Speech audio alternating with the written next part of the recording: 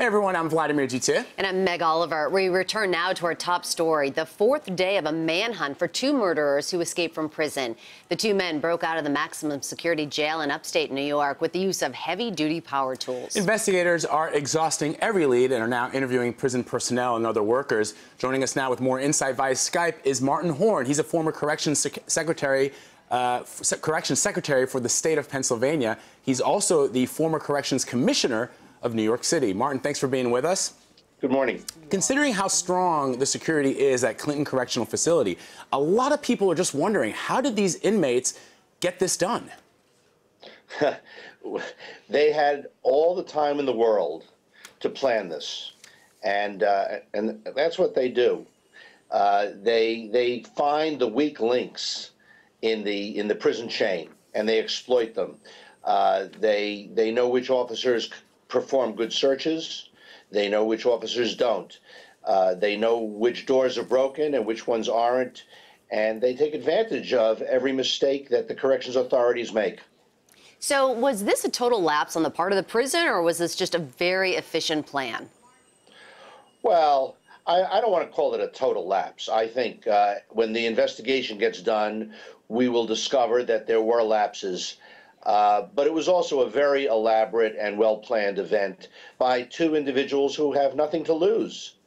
Martin, I think a lot of people are wondering if this might have been an inside job, because even with all that time that they have, obviously a lot of time on their hands, and the ability to spot check what the guards are doing, how do you get to know the prison schematics so well? How do you know how to sort of get into the innards of that prison if you don't have somebody who can either share those plans with you or at least provide you some kind of access? Right. Well, there's a lot of speculation about that now, and it may turn out that they had inside help. But I think that there are ways that inmates get access to these areas. You know, these prisons rely on the prisoners to maintain them. And it may well be that these guys or people they know had been on a work crew that was fixing plumbing or electrical work, and they got into this crawl space, this service area through which they escaped, and they got the information that way. Martin, I'm just curious, how surprised were you when you heard about this? Because when you were the former New York City Corrections Commissioner, you worked very hard to increase security and improve conditions there. Yes. I was very surprised. Look, Clinton Prison is about as secure a prison as there is anywhere in the United States. And I think this is testimony to how elaborate their planning was and how dangerous and devious these two individuals are. Martin, I'm just fascinated about the speculation that this may have been an inside job. What would be in it for somebody, given your background in corrections, what would be in it for somebody working within the prison system to aid and abet these criminals to escape? I mean, what does a prisoner have to offer somebody who lives a life on the outside?